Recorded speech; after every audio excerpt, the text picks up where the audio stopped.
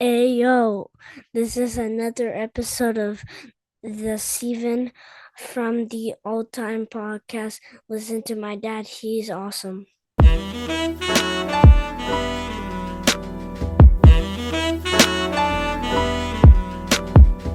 Guys, we are back. Welcome to a new episode of Steven from the All Time Podcast. I am your host, the Ayatollah of hip hop, the whole damn show, and the rated R podcaster with my co-host this evening. Yo, I'm the most worked editor all time. No, probably not. Uh, um, I'm rusty doing this. It's been a long time. It's been like 3 weeks. Yeah, a long time. Rusty. You don't even listen to hip hop anymore. I don't even know what you listen to anymore. Oh, yeah, I've been listening to a lot of rap, but mostly French, Montreal rap, or I've been listening to a lot of Chief Keef. I've been listening a lot of Young Thug. Really? Is it because you're running, or is it just because that's the mood that you're in? Well, Young Thug came back. He did a horrendous album, and because of his horrendous album, it made me go back to listen to his old stuff, and I fucking love his old stuff. And you know what album grew on me from this year? There's two albums that I've been listening to a lot. Which ones? Black Milk. Okay. With the Fat J. What's his name? I don't even remember. Fat J from with Fat Detroit. J. Yeah, that album is fantastic. That song with Danny Brown is crazy good. And Bruiser Wolf. Wolf. You're enjoying it now? Yeah, it's long. I just take it bit by bit, but Bruiser Wolf Potluck is pretty nice. I like it now. I like it better. Surprised. These bitches been confusing. It's so weird. I love bitches been confusing. Let's go to our other co-host that we haven't actually seen in a very long time. Please introduce yourself, sir. Hey, what's up? What's up? You already recognize the voice as the greatest there is, the greatest there was, and the greatest there ever will be, Derek Alltime. Derek. What up? Please, because he took the whole intro. What are you listening to? As good as hip hop has been lately, metal has been really good. We've had a new Lorna Shore drop. We've had a new I Prevail drop. We've had President drop an EP. We had Face Yourself drop an EP. We had Gore drop an EP. So a lot of some new up and coming metal bands, and then some more established bands. The first I Prevail album without the singer, the clean singer, and the harsh vocalist being the clean singer. It's a solid album. And then the two albums that we're reviewing today, those were really good too. And I do have to shout out because the last time that we did this podcast, Malenko gave me a recommendation on an album. I don't even remember. Ethics of War by Jalen Frazier. And what an album. Yeah, that was I didn't even remember. Recommendation. Absolutely loved it. Been listening to that at least once a week since you've told me about it. Yeah, listen, music's been good. Music has not. I remember criticizing music a few months ago on I felt like it was getting a little stale. Like there was a lot of stuff coming out, but the quality of it, I felt like it was a little stale and a little flat. Mm-hmm. I feel like in the last few weeks, it's been bumping back up, and I'm all for it. It's been really good projects after really good projects, so can't complain on that front. If you're a music lover of any genre, any type, you're spoiled right now. So, I'm happy you mentioned the Jalen Frazier Ethics of War, because God Bless Beats produced that, and that's what we were talking about. I don't remember. Yeah, one of us was talking about it, and the other one said you have to listen to it, and then Derek put it on his list, and I'm happy you mentioned it because I listened to that last week, on Sunday or Saturday, one of the 2 days, and I was listening to it, and I was like, because they actually dropped the CD on Bars Over BS, and Bars Over BS kind of always puts out the album a week later or a couple of weeks to a month later, so it gets you back involved in listening to the album. And I re-listened to it, and I said, holy shit, is this record fucking good? Yeah. like really, really, really fucking good. And it's a heavy rotation for me for sure. But since you guys took up all the spotlight, I'm listening to before these albums that we get into. I'm listening to Blue Hill Bill and Grubby Paws, and we're not going to review it, but it's an album that's been really, really heavy in my rotation. And Blue Hill Bill's actually put out a lot of records this year. I think he's put out 5 albums. Blue Magic being one of the standouts. And this record with Grubby Paws, Billy's Revenge, that came out about 2 weeks ago, maybe a week and a half ago. And it is incredible. If you sit through it and you really intake the music on this album, of all 5 albums that he's put out, I think this is his most outstanding project, his most important project. And just the production by Grubby Paws on it is standout. In its own, very dark. There's drums on there. There's something about it that makes me always go back to this project. And Blue Hill Bill, just in terms of rapping, yes, he could sound like a West Side Gun-esque, and a lot of people will put him in that category in terms of how he sounds because of his nasal rap. But the dude could rap his ass off. Like, this dude could literally rap his ass off. You love those rappers, you? I do. All the time. Yeah. I do. And if I'm not mistaken, he might be from Boston. He might be from like Boston, like Feed the Family guys, Este Nack, Al Divino, and all those guys. And he's a standout amongst all of them. And I'm just really interested in this record. I think everybody needs to hear it at least once or twice.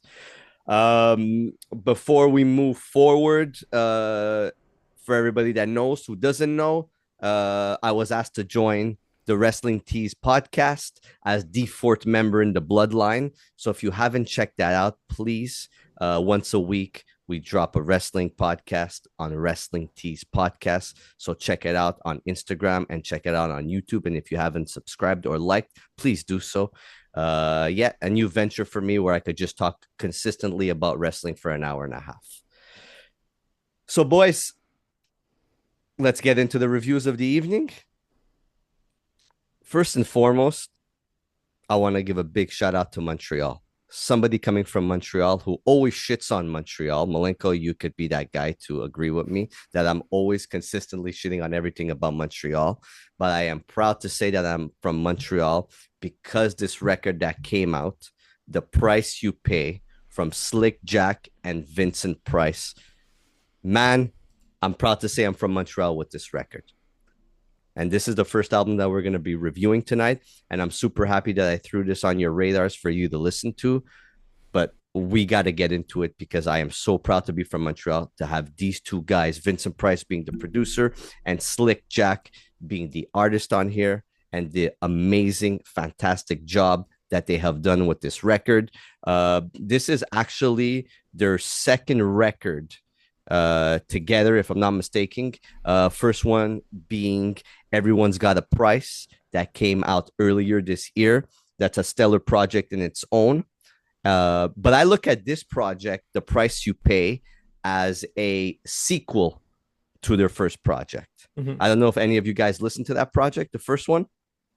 Yeah, you sent it to me. Yes, I've been listening. And the one thing that stands out to me from that project to this project is the growth together as a tag team. Mm-hmm. But it's definitely more consistent, this one. Way more like of a project. It's actually project, yeah. Yeah. And it's amazing to see the growth in the artistry that they were both able to put together on this project. I want to get into the tracks. I want to get into the standout track. There's a really great flow on here. A great energy on here and a great balance on here that they're able to give us. The Tony Soprano intro to start off the album. Mm-hmm. If you know me, Tony Soprano and the Gentleman. Yes. Mm-hmm. Good. You see, I was trying to figure out where it was from. Is it Gentleman TV show or is it Gentleman movie? The movie. It's Matthew McConaughey at the end. Wow. And it's one of the best monologues. It's up there in terms of just the ultimate badass monologues. I could listen to that intro like 10 times in a row nonstop. And, like, I remember the scene in The Sopranos. I remember this scene in The Gentleman. It just brings me right back to it. And then, like, when the album starts, I'm like, yeah, this was a great intro for this record and this project, because it flows really well with it. The Sopranos one, is that when Tony's talking to Patsy? I believe so. When he says he calls the fucking motherfucking shots. He says, I love that line. Yeah. And look, starting off your project with just an intro like this really gives out that red carpet energy of, hey, the big dogs are coming to play. We're here to come to play. Second song being KRS Gun. Yeah. Look, if you're getting that boom bap feelish energy off the first song, like, it starts right away. And I love the energy that this portrays onto the album. Love it. It's impactful. Just hearing how KRS-One's voice was sampled from his iconic record as well. You can look, the way I see it in hip hop is, if you're gonna really sample KRS-One, whether it's his voice or anything from Boogie Down Productions or KRS-One solo projects, then you need to come correct with it. Vincent Pryce laid out the groundwork for it, and Slik Jack literally annihilated that track. Agree. I love the transition to the intro of the song to the first verse. He takes out the vocals, and that guitar riff, that little guitar riff starts. It's heavy. KRS Gun. Yeah, no, I love that. It's the boom bappy feel right away. Yeah, and it gives out that energy, but you don't get this kind of sound in the album till really later in the album, towards the end of the album, and that's why I feel like there's that balance. But it kicks off super intense. Catch Me If You Can, featuring Danielson and Bub Styles. What better way to get Bub Styles on a fucking hook? Yeah. But and Danielson doesn't sound like Danielson on that. He sounds different. He sounds like his real voice type. He sounds clearer, less a little bit like raspy and like low than usual. He sounds a little higher, a little clearer, which is probably just a production and editing thing.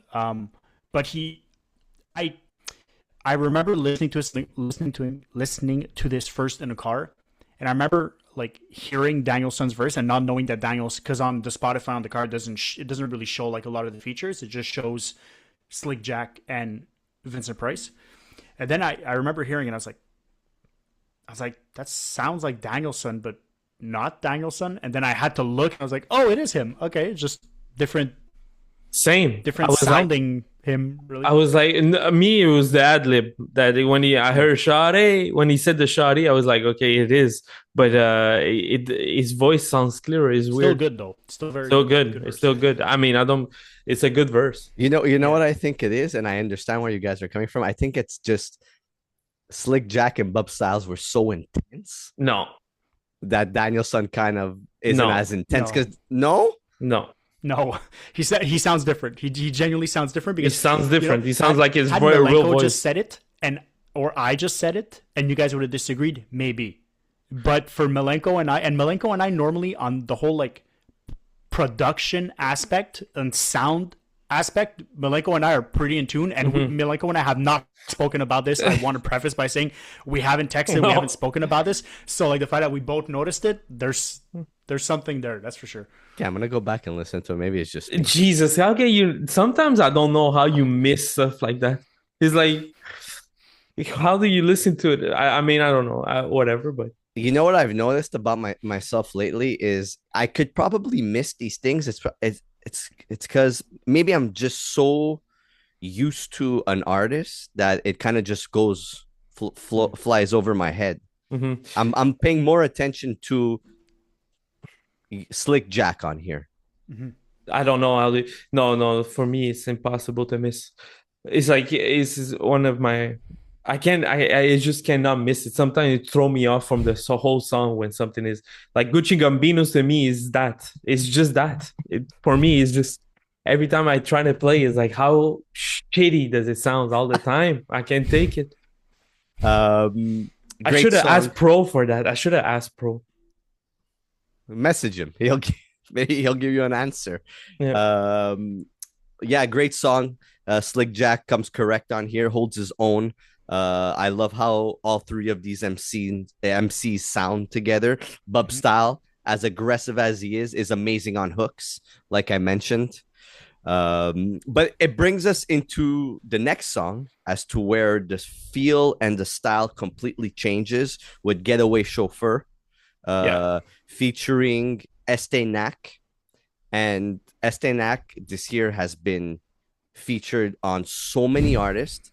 But the one thing about Estenac, he is like a character in a video game, in a wrestling game, where you could change his attire. He's able to do any song,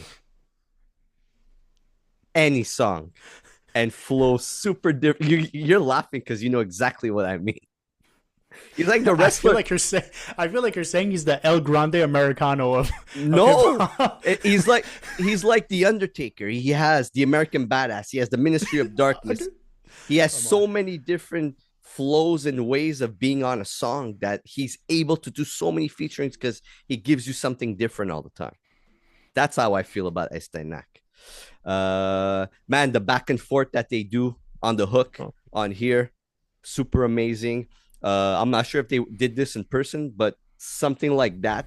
I don't like the zip sound. What do you mean? I don't like the zip sound on the fucking the zoop. It's okay. I didn't need it. Oh, just one. Give me one. But that's just me. I hated it every time. Every time I heard it, I'm like zoop. It's like it's okay. You can give it to me once, but not. Don't give it every time. Put this. I understand the concept of the. I feel the exact same way whenever they go. Yeah, give it to me like once, maybe twice in an album, but whenever it's every verse, come on. Don't listen to West Side Gun Project. Yeah, exactly. Yeah, but it's just the zip just made me laugh. It's like zoop. Funny. Zoop is like like okay. Then we get into Not Pussy, which is another great song on here. It gives you that cinematic orchestra feel type beat to it. Very different bag that Slik Jack could get into. He does an amazing job with this. This is what I'm talking about when I talk about balance on the record. Songs like this that stand out. Dumb Paid, which is co-produced by Nicholas Craven. Featuring Troy Dunnett. Amazing track. Probably one of the best songs on here. Yeah, not Pussy. Not Pussy. The only thing is the vocal. His vocal is very down compared to the production. It's the only one. You find a more background? Yes, it's tough to hear his voice on Not Pussy. That's the only one. Yeah, but I think it's because of how the tempo changed within the track that maybe the vocals weren't mixed as well. No, I think it's probably just a chop of the sample. Could be as well.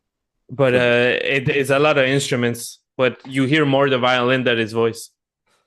Yeah, that's why I found it more orchestrated. That's why I said that at the beginning, because there's a lot more violin. You're right about that piece. Yeah, it's just a lot of.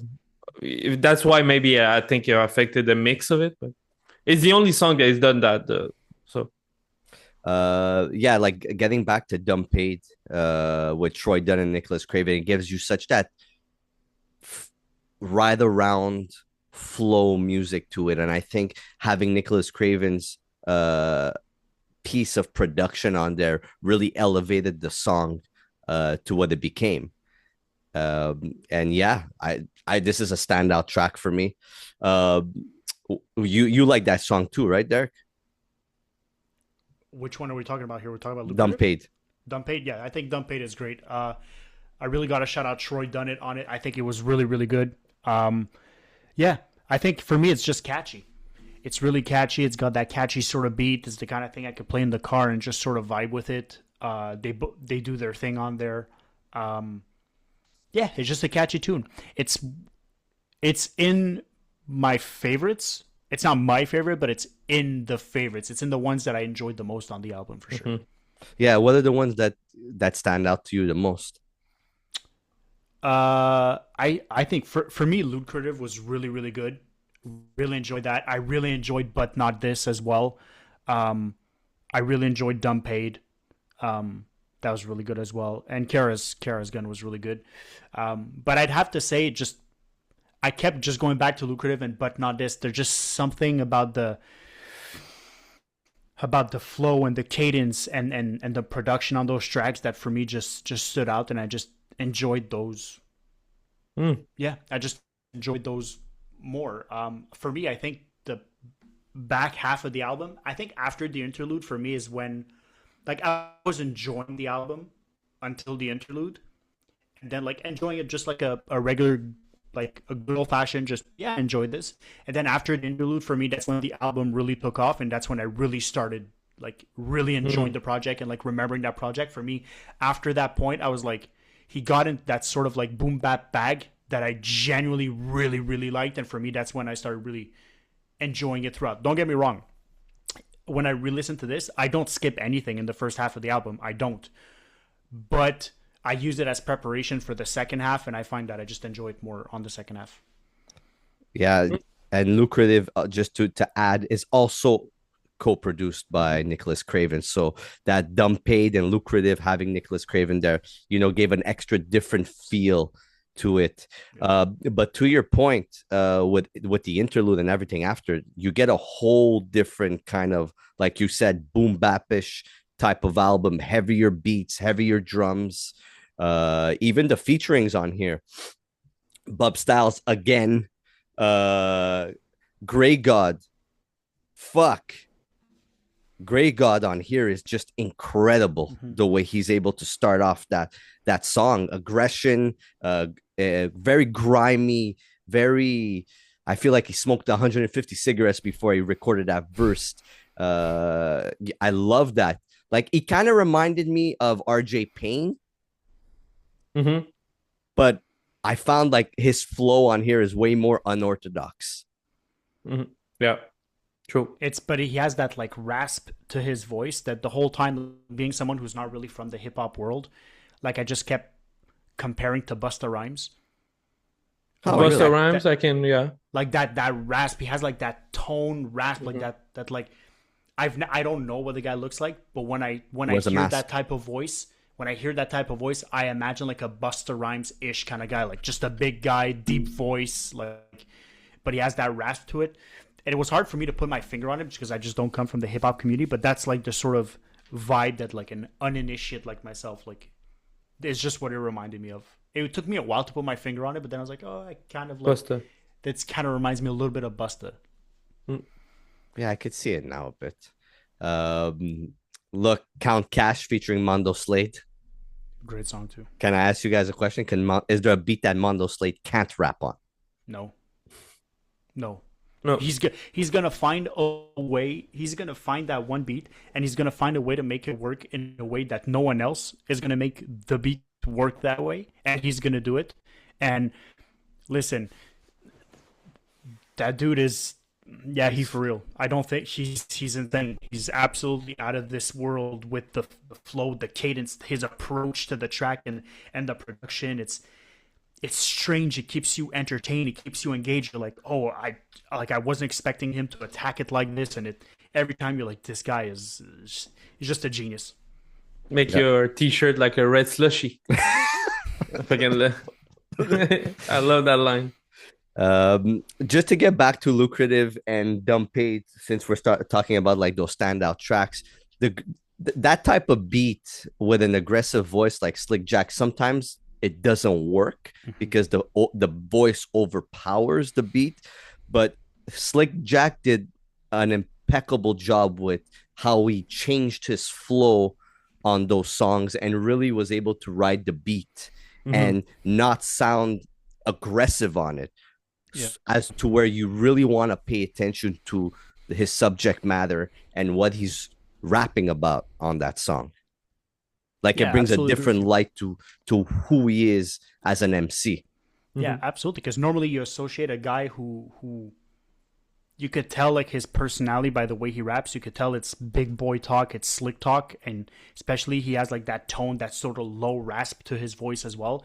And like you said, normally it's going to overshadow the maybe like the softer type of beats, but the way he's able to tone that down and lend it to the beat and not and be an accessory to the beat rather than the opposite on those, I think it's yeah, I think that was really so. That was my fear at first. Like first hearing his voice, I was like, "Ooh, I'm not sure how I'm going to feel about just like an entire album of just like that tone and that rasp and that big boy aggressive slick talk."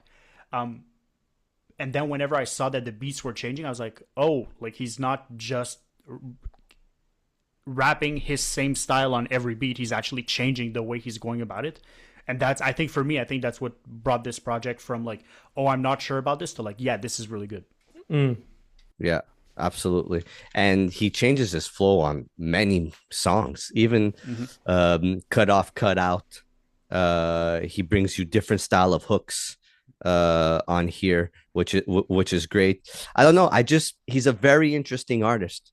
I really like what he did with this project. And you know what? Shouts out to Vincent Pryce too, because Yep. he gave him that platform. He gave him, he cemented a sound on here that really they elevated themselves. Mm. And Yep. and you could literally dig into, Slik Jack and his punchlines and his bars, and to kind of get the vibe of what type of MC he is. He has that energy. He has that energy. Malenko, thoughts on the album? I like the album. I like the production all around. I think you guys said it well. Me too with the voice sometimes. Well, it's not my cup of tea. All that like super aggressive type of street talk. Sometimes for me, you need to have some nuances for me to get on and listen to an album, especially to go back to. Um, but for me, the track that I'm keeping for sure is Demolition Derby with Pro Dillinger. I think that's a highlight. And exactly the theme of the album to add a Pro Dillinger there that fits the energy was a great idea. Non Cash with Mondo Slate is my other one too. But I enjoy this album. Yeah, and it's the great thing about a project like that is it's 42 minutes long. It's not your normal 25, 30 minutes.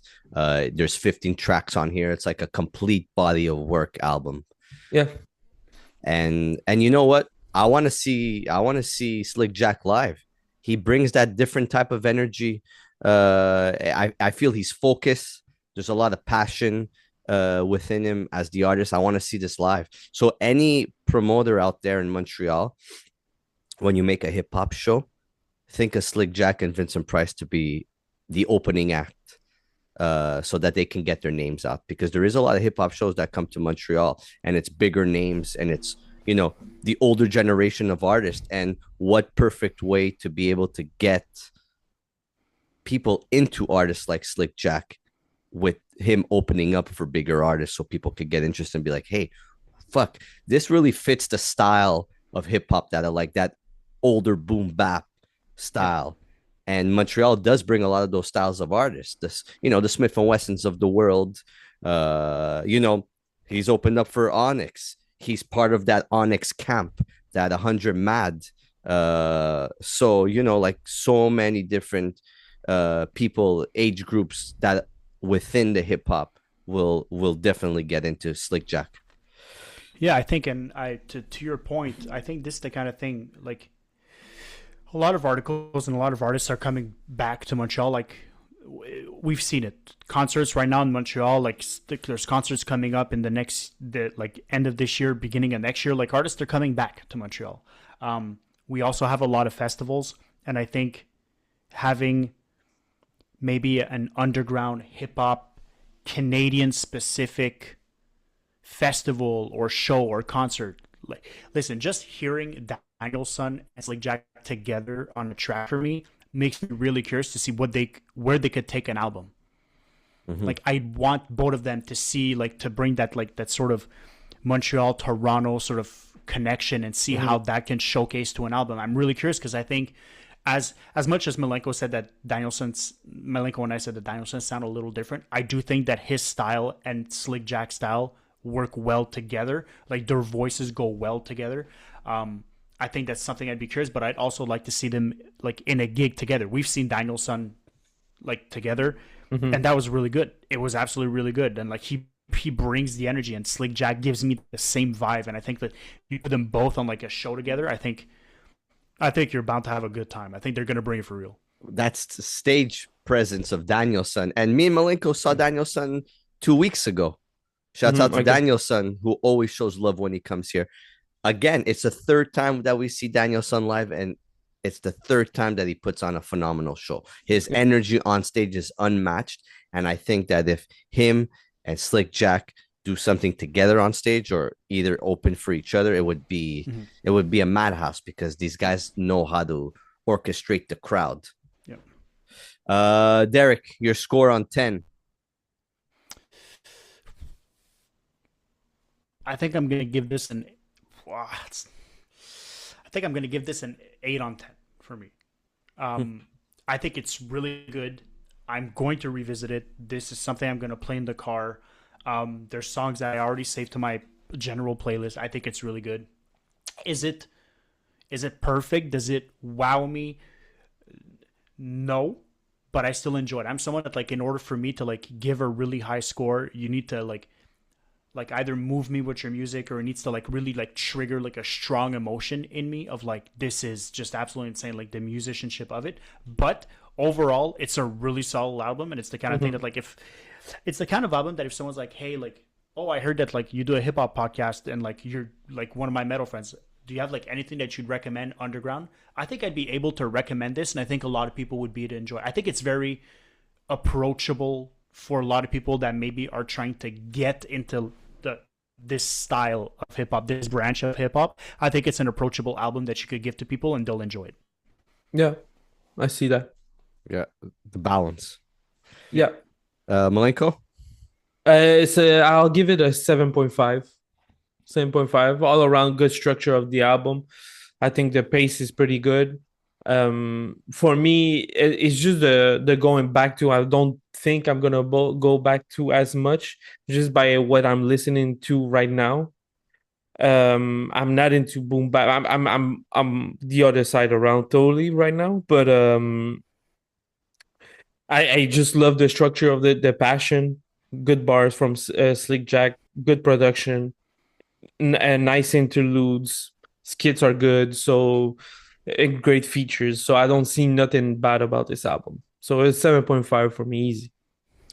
I'm gonna go like Derek. I'm gonna go with an 8. And everything that you guys said is, you guys are both on point with it. The structure is really good. I love how the songs that each song could flow into one another, but there's like that middle piece of of of the album where it kind of like slows you down, gets you reinterested, reinvested to see what they're both gonna do together. That extra, production value that Nicholas Craven brought to the table on here too makes certain beats stand out more, elevates the album. Just overall, it's a project that I put on, and I'm not going to take it off midway. I really like to go through the whole 42 minutes of the project because it's very interesting for me. Yep.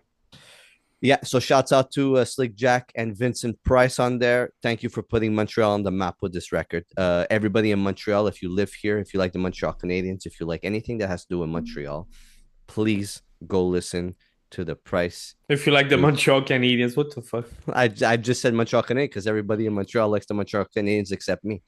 It's the first game today. I'm missing it for this. Thank you. I you know what? I greatly appreciate you. It was 1-1 by the end of the first period. So yeah. So please go check out the project. Slik Jack and Vincent Pryce on all streaming platforms. Final album of the evening. I know Derek is very excited for this project because we were talking about it. Look, he's getting all his notes ready. We spoke about this in text when I told Derek that we were gonna review it. We both got super excited. The name of the album is "The Hand That Feeds" from Shaykh Hanif. 1/4 of Feed the Family. We've been hearing rumbles of this album that was gonna come out. I would say what in the last year and a bit, and it finally dropped. I love how the album. He said, "Hey, it's coming out." A music video came out for it, and then boom, we received the album, and we were able to sit with it for a week and a half. And I'm gonna be honest here. I'm gonna be honest. It holds its own. This project is very interesting. I think interesting is the word of the evening, but this project is very interesting. And let me tell you, the heavyweights of production on this album sometimes could either go the wrong direction, and sometimes it could really go into an amazing direction. And the fucking production on here really steered this album into an amazing direction. Production from 2000 Souls, Wino Willie, Spanish Ran, Nicholas Craven, V Don, Static Selecta. I'm going to repeat the name one more time. Static Selecta, Camouflage Monk, Conductor Williams. I think it's pronounced Cis Flemmy. Look, the production on here is amazing. And when you get so many different producers, the one thing that always scares me is how is it gonna each song gonna flow into one another? And I don't know who mixed and mastered this. Please enlighten me. I also don't know who sequenced it, but fuck, this was an incredible job of sequencing on the album. Yep. Look, this project and what these top producers were able to give to him gives him the platform for him to storytell throughout the whole album. It's the whole album with storytelling, with eye-opening bars. The way he's able to paint the picture on here is so clear, so vivid. It gives me goosebumps. Like literally hearing him talk about the struggle, what he went through in the streets, being incarcerated, coming out, the charges that he had to face. You know, like, man, this is like literally watching a movie. Each song, it's his own movie. And every time I listen to it, I literally fall more and more in love with the record. Each time I listen to it, each song that I go through, I learn something new. There's pieces here and there that when I listen to it, I'm just like, fuck, I didn't catch that the first time. He went through that. He's really amazing with painting a picture. Really amazing. And when I first listened to the project, and then we'll get into the tracks, and then we'll go with what you guys think of the record. I was like, you know what? I don't hear like a overly hype, overly accessed drum type of beat. Like you do have your beats with drums on here. Wino Willie, V Don, Camouflage Monk, of course.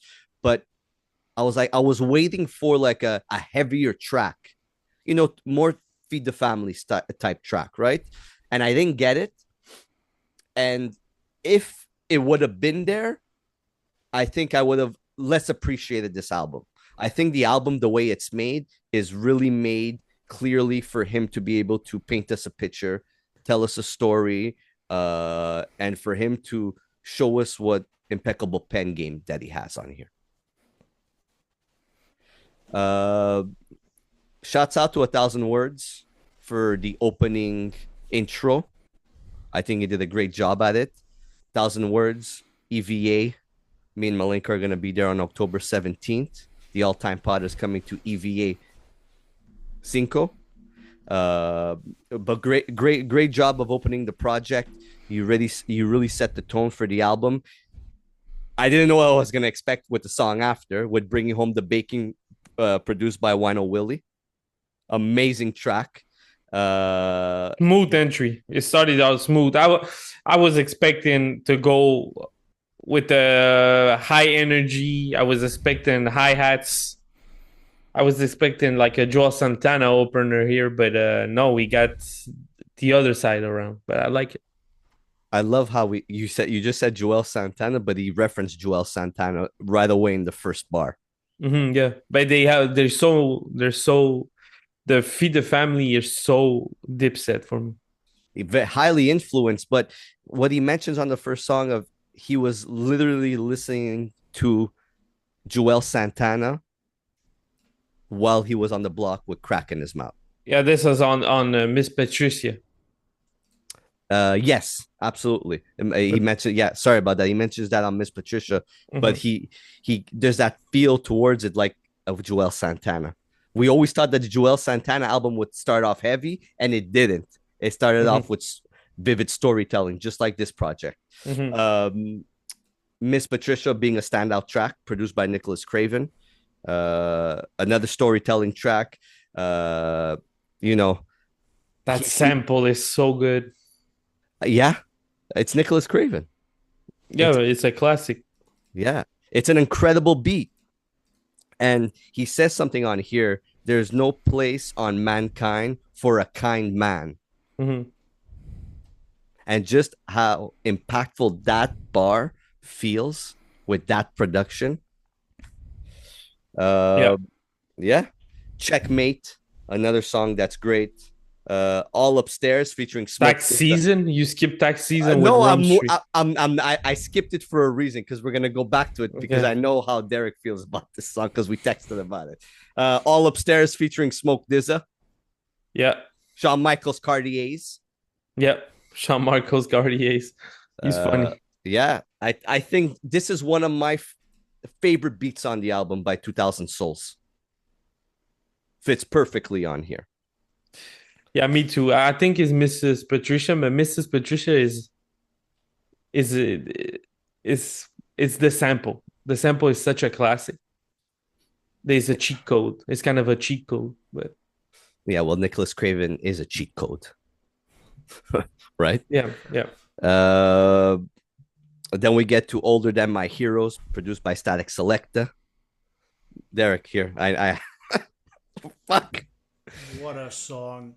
Older, yeah, that's a highlight. What a song. What, dude, like you felt the honesty, the slower beat, the beat that was, it's almost down to a halt, and just the way he rides that beat and with the saxophone.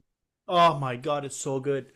This whole album, listen, Steven touched on it before, and normally when you have multiple producers, it feels like there's multiple producers and they're not like working together to really make the artist shine and to provide a cohesive project. But when you have high quality producers and whoever selected these beats to make this project work, my hat's off to them, because for having such different producers on this, the flow to this album and the theme with the heavy instrumentals on almost every track, either it's you're gonna get some winds in there with the saxophone, or you get some strings in there with like Taxis. Yeah, the progression is good. It's so good. The instrumentals in this is so good. It gives a mood, a sort of like smooth but kind of like late night eerie, jazzy, soulful kind of flow to it, but not in the sense that like jazz is not up tempo jazz, like the smooth kind of jazz with like a whiskey and a cigar kind of jazz. And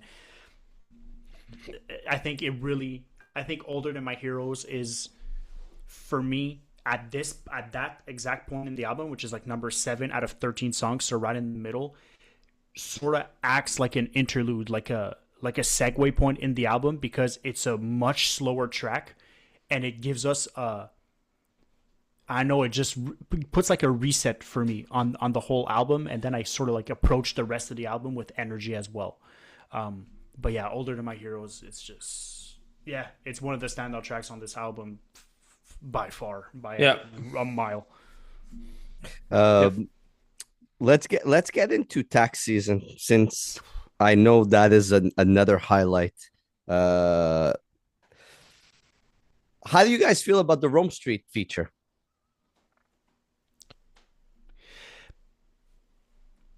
I appreciate it. Had he not been on it, I don't think it would have. For me, the song is not. I'll put it this way: this track is not better because he's on there. He's on there. It provides a bonus to have Rome Streets on a song, and Rome Streets is always good. But this track by itself is, if not the standout of the album, is a standout of the album, and it's not because of Rome Streets that it is the standout, but he does add value to it, but he doesn't bring it from a 7 to a 9. The song is already a 9. Mm-hmm. If he does anything, he brings it to like, he keeps it level, and like he doesn't deter from the track, but I don't feel like he necessarily adds to the track. That's nothing against him. Just the track is near flawless. And I'll say this about the production. I think this is one of my favorite beats of any hip hop song of the year. Spanish Rant. I think this song is in all of the hip hop I've been listening to this year. If someone's like, "Hey, what's one of the best beats you've heard all year?" I have to say this is, it comes to mind right away. It stands out. It's so fucking good. I clicked add to my playlist so quick. Like, I think I listened to 10 seconds of the song. I'm like, yeah, this beat's fire. Like, it's as near flawless of a beat that I could think. We should do that by the end of the year. We should take out the artist list. We should do top rapper, top producer, top beat, top verse. Yeah, I'm down, Malenko. You orchestrate it. I'm in. Me, you, and Carl. Yeah, we don't need 10 beats, but just we can do 5. Yeah, absolutely down for that. I have what a list. What do you guys think about tax season? I want to hear what Malenko thinks first, because I have a feeling we're going to argue. I'm never going to front on a Rome Street verse. You crazy if you think I'm going to front on a... It's a crazy verse. Technical as fuck. Yeah. You don't like it? No, it's not that I don't like it. I think I'm going to go with what Derek has to say. It adds to the song, absolutely. But I feel like it wasn't necessary. It wasn't necessary for the song, because I feel like Hanif really holds his own on that song. It just adds an extra value to it. Mm-hmm. You know what I mean? I just... Like, if it wasn't there, I still would have loved the song as much as I do. Yeah. Right? No, I don't. No, I think it's still. Rome Street brings that name to the. Yeah, absolutely. It's Rome Street. He's probably one of the biggest underground artists, or I don't know. I would say he's probably one of the most biggest underground artists right now, and having him on a record and is probably very important and will elevate your song. But I don't think it was needed, because he's holding his own on this song. That to me is super important. And you know what? Between them two being there together, I still think Hanif held his own and was able to, be like, hey, I could go up with this top dog on here. And you know what? It's not even like battling type thing, because there's so much emotion within the song. You know what I mean? Yeah. But Rome Street raps about the actual subject of the song, the taxis. And so no, I think, and it was a really technical verse. Yeah, and to Rome Street's credit, he doesn't try to steal the show with this feature. He's not there to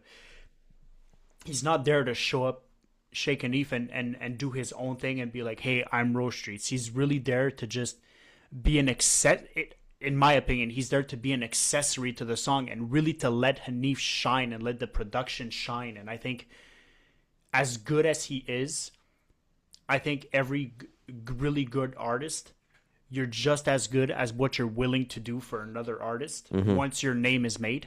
And Rome Streets doesn't have anything left to prove to anyone. His his career stands apart on its own, and the fact that he's able to bring himself to a track like this from an artist that maybe a lot of people haven't heard of. In my case, I've never heard of, and for really to let him shine and just add to the value of like, let me just add my little touch of magic, but without ever taking away from what you're doing on this track. I think that speaks volume to where hip hop is going, because often hip hop, you know how it is, like they shit talk each other, they sort of mention each other, they don't mention each other. It's very vague of like whack rappers and stuff.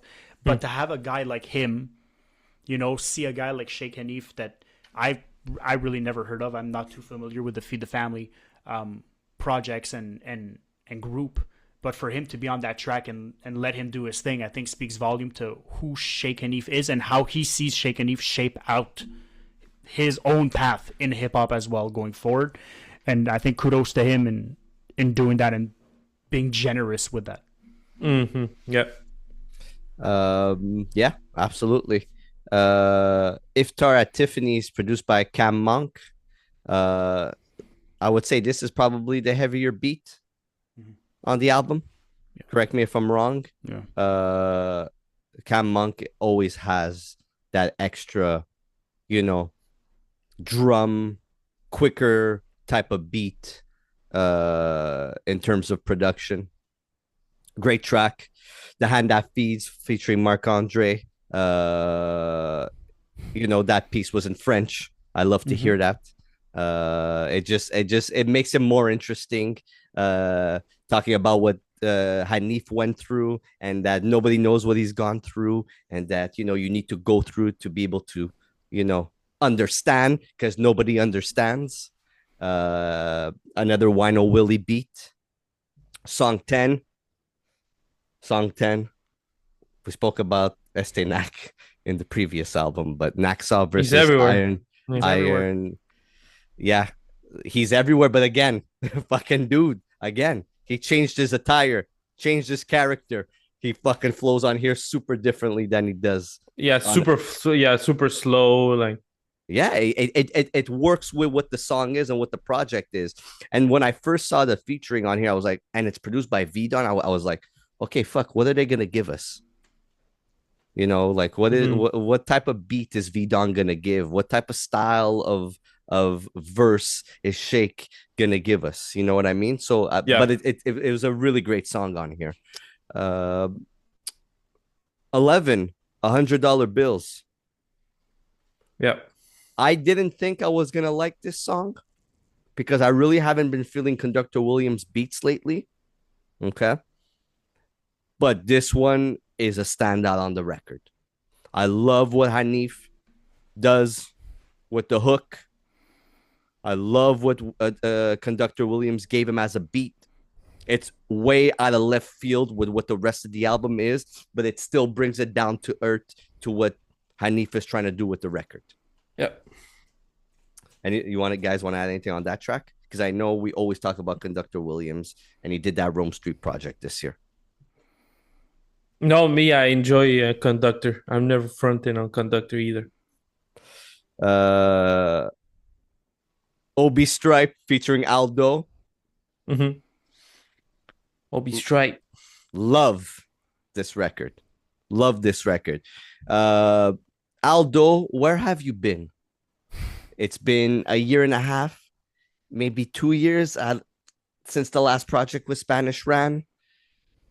Dude, I miss you. Your fucking music is amazing. Okay. I know you've been on featurings here and there, but this track give me the I want an Aldo record. I want an Aldo album.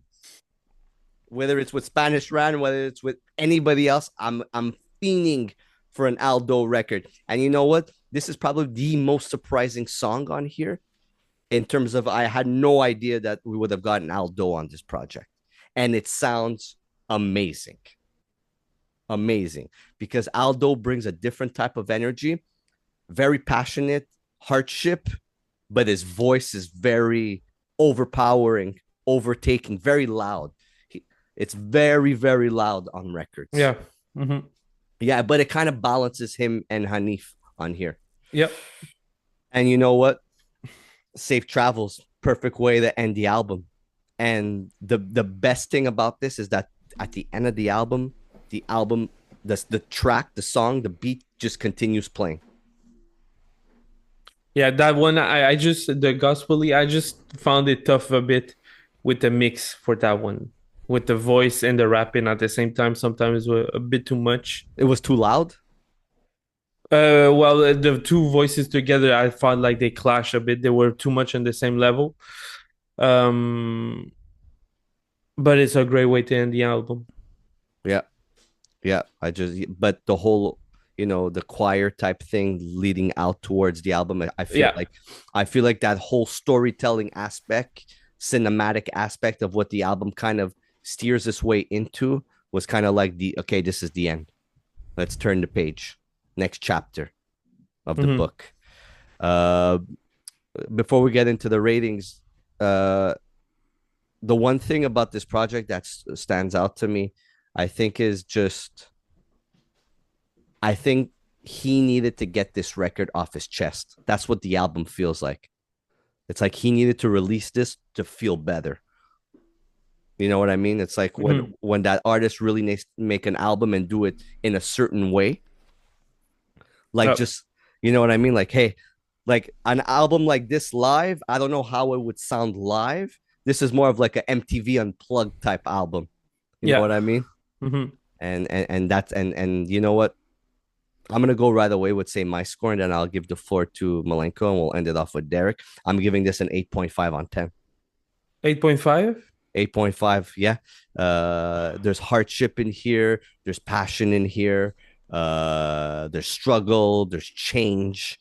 Man, even like the plug looked like Savio Vega. Like even like just like punchlines like that and bars like that kind of stand out, and things that you get into your fourth, fifth, sixth, seventh time listening to the record. I went for a walk today, and I put this record on, and it stood out amongst so many records that came out this year. Yeah, trying to be righteous but feel like a hypocrite. Just bars like that, man, they stood out. So 8.5 for me. Malenko? For me, I'll give it a 7.5 as well. I think because I was expecting a little bit different. I think coming from listening more like Zing Family, I was expecting a bit. I think it was just missing like a song that's like an anthem or something like that, more like an anthem-y song, something to give me my energy up. Maybe I would have liked after like Miss Patricia, like maybe at the 7th spot, older than my heroes, I would have liked something way a bit more energy. I think it was pretty calm, so that's the only thing for me. And again, with lately what I've been listening to a lot of energy-driven hi-hats, high drums, a level of like 808s. So for me to come down to this to review, it was like a slower tempo. Sometimes I was waiting for the switch up. Yeah, but I felt like that, like I mentioned before, like I felt like that at the big, like when I first listened to the project.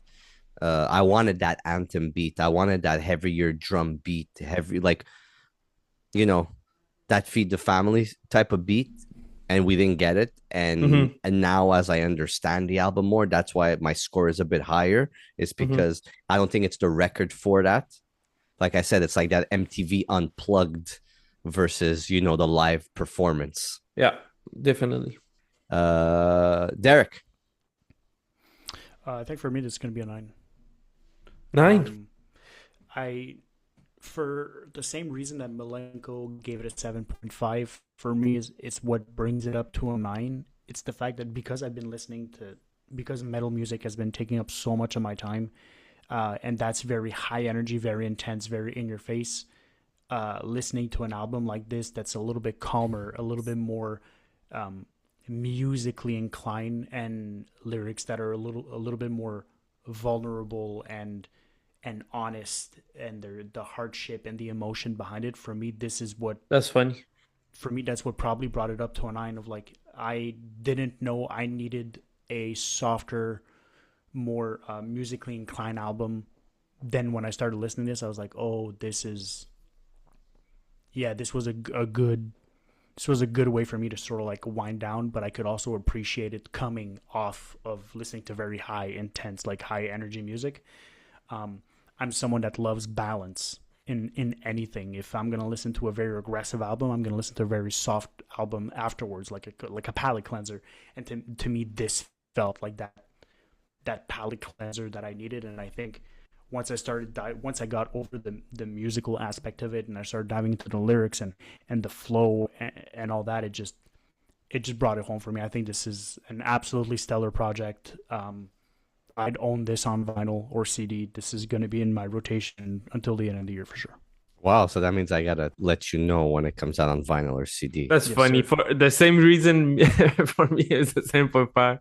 For you, it's a 9. It's a 9. 9, right? Yep, 9. Wow. That's great. You know what? I love when Derek gives like these big scores on these albums, because you know what? I feel that I did something right with him in terms of like giving him this project. I think I know what project Derek needs to listen to that will kind of make him go steer in this way. Mm-hmm. You know what I mean? And I appreciate that, because it's tough. Coming from metal, it's tough sometimes to truly understand the landscape of hip hop and what they're trying to do. And for the same reason that like there's things that I just don't have the trained ear for, but something like this coming from for someone like me anyway, who's a lot more musically inclined, of like I enjoy musicianship. I enjoy like actual like stuff like this. The production on this felt so thoughtful and so like they really carefully curated these beats to fit this album, and especially coming from different producers. For me, like I appreciate the craft that went into the production of this album, and just for that reason alone, it would have been a 7.5 just for production. But then the work that Shaykh Hanif did just brought it to the next level. Yeah. And I know more who that artist is now, more about who he is as a human being. Definitely. Right? That's what's crazy, because when you listen to Feed the Family, you kind of don't get that. You don't know who the individuals are, because it's more of a group effort. And now, like, it's the same thing with Top Hooter this year. Top Hooter came out with 2 really amazing projects. I was able to know who that person was as a human being. And it's the same thing with Shaykh Hanif. So, the hand that feeds out on all streaming platforms. Hopefully, there's going to be a vinyl or CD release for this coming soon. Boys, Malenko wants to watch the Montreal Canadiens. So they're losing 3-2 right now, and it's already 5 minutes left in their first game. Yeah, versus Toronto. But terrible. Everything can happen in hockey. Okay. Yeah, you still have another 82 games. Boys, thanks for joining. Appreciate you both for being here. Derek, it's amazing to have you on. Malenko, I tell you that all the time, but Derek, it's amazing to have you on. We'll be recording again this week. Too many albums came out. Action Figure and Machacha came out. The Most Interesting Man in the World. That's a project. Andre the Saint is gonna. Oh my God! Andre the Saint released this project. I sent it to you this morning. No. Yes. No, not this morning, but you sent it to me. That's another one that we're gonna review. Don't Meet Your Heroes. I can't wait to get into that one. Just another week of amazing music. Please, if you haven't liked and subscribed, please get onto the YouTube. Press that like button. Press that subscribe button. Same thing for Wrestling Tees podcast. If you're interested in me talking and screaming about wrestling. That's it, boys. Thanks for joining. We'll be back very, very soon. Peace.